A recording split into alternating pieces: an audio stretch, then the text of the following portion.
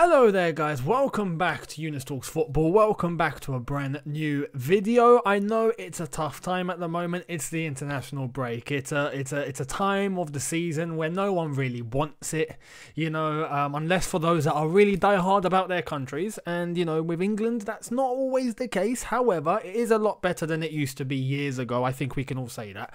But what I thought I would do, especially as it's the international break and there's going to be about 2 games on average per international team, some maybe 1, but most will be playing 2 before we start playing the leagues again. I thought, why not report on the international break? Why not catch up on what our boys in blue are doing for their countries? Let's do a Chelsea abroad, a series where every international break we keep up to date with what Chelsea players are doing for their international teams.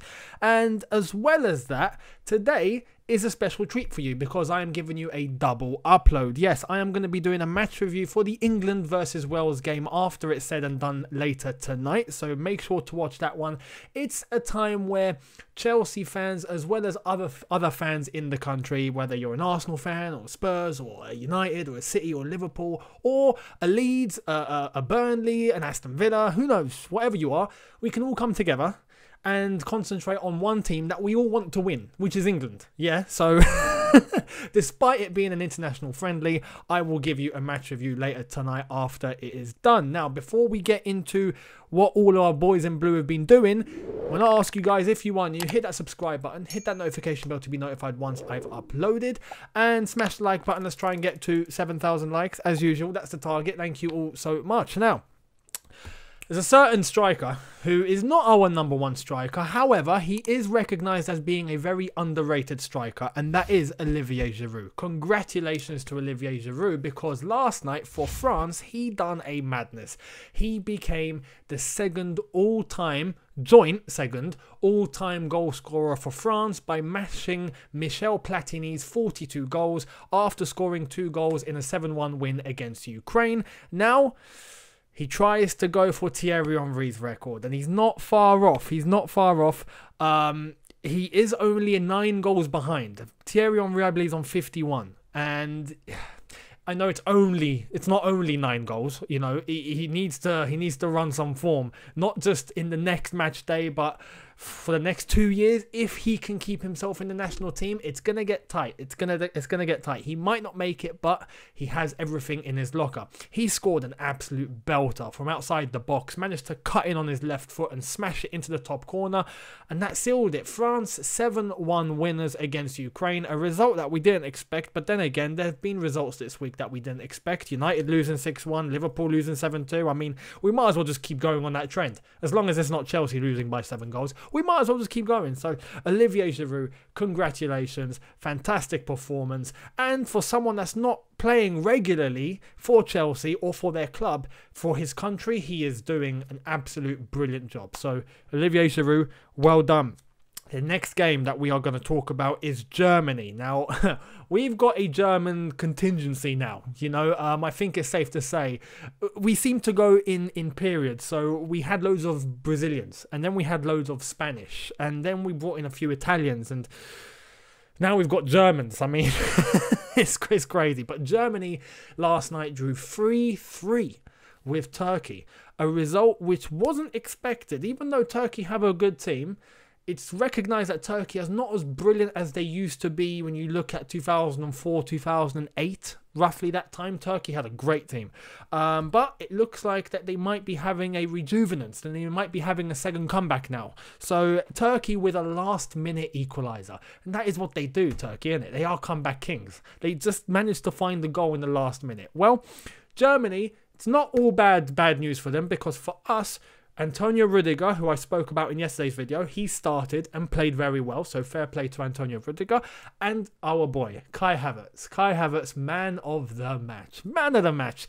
Brilliant performance from Kai Havertz, and just showcasing exactly why he's worth what he's worth and why Chelsea bought him for that much money. So I'm looking forward to those lads coming back, especially Kai Havertz, and hopefully he can continue that form for us. Now, Timo Werner didn't feature because he was subject to a COVID test, which he has done, and he's come back negative. So he will be linking up with the Germany team and then coming back to Chelsea without any problems whatsoever. So I'm looking forward to the next Germany game. I know all of you are too. Let's keep an eye on Timo and Kai and Antonio Rudiger, and hopefully they keep doing a madness. Now, the next couple of games I'm going to mention are really brief ones, but Denmark 4, Faroe Islands 0. Andreas Christensen did come on. He came on in the 72nd minute.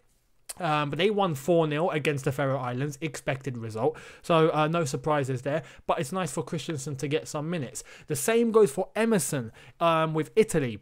Italy won 6-0 against Moldova. Emerson coming on in the 66th minute. Jorginho did not feature. So, you know, that's not good news for him. But Emerson came on and actually played really well. So fair play to Emerson for that. Convincing winners against Moldova. 6-0 on the day. Portugal versus Spain was the big game of the evening, which finished 0-0.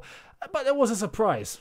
Actually, maybe not so much of a surprise because United lost 6-1. But Kepa started this game instead of David De Gea, who spent the entire game on the bench. Kepa featured, had a decent game. He actually made some good saves.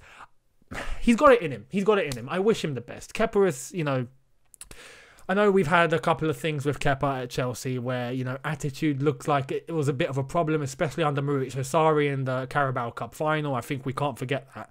But he has shown that ambition, and he said recently that even though Edouard Mendy looks like he's going to be the #1 goalkeeper at Chelsea, Kepa wants to stay, he wants to fight, he wants to try and claw his way back into the setup and win his place back. And that is exactly what Mendy was brought in for the competition. So the fact that Kepa had a good game, I'm happy for him.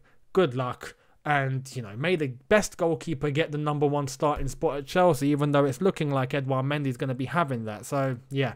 Now, we'll spend the rest of the entirety of this video talking about England versus Wales. England versus Wales, even though it's a friendly, but it's bragging rights. It's bragging rights. When you come up against a home nation, you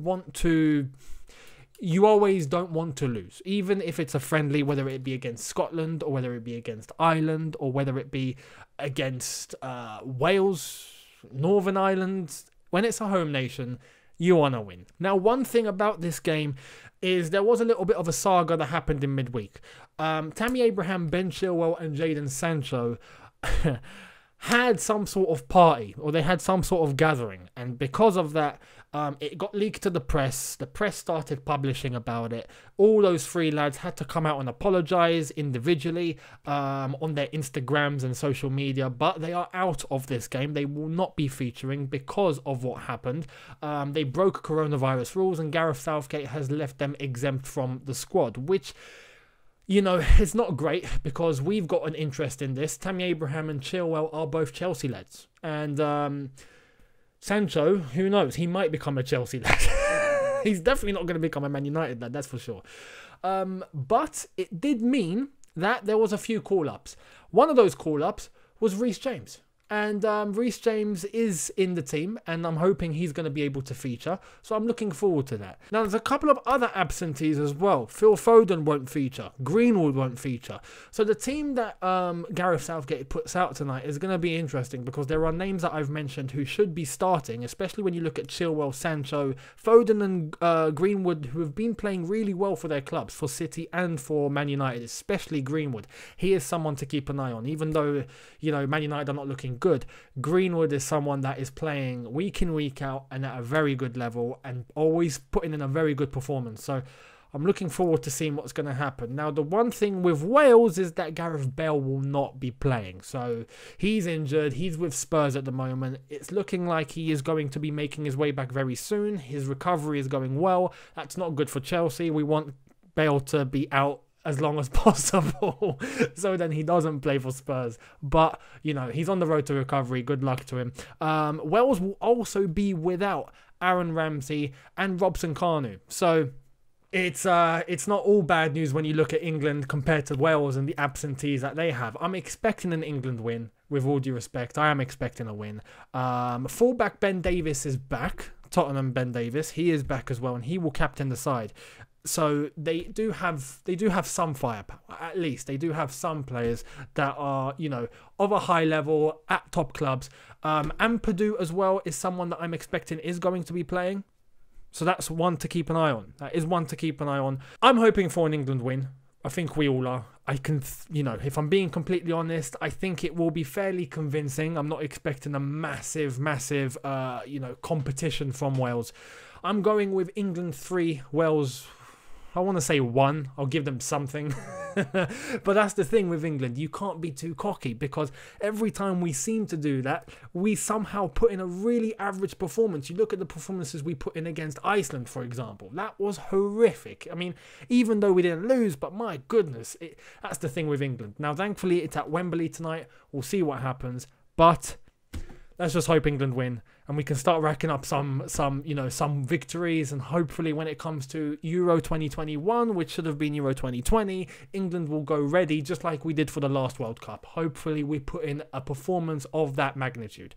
Anyway, I will see all of you after it's all said and done tonight, so double upload day. I hope all of you are going to enjoy it. Let me know what you think in the comment section below regarding all the Chelsea players that I've mentioned, and England versus Wales. What are your predictions? England win? Wales win? A surprise win? Let me know. Subscribe if you are new. Hit that notification bell to be notified once I've uploaded. Smash the like button. Let's try and get to 7,000 likes. And I will see all of you tonight for the review. England versus Wales. I'll see you then. Have a good one. Look after yourselves. Take care.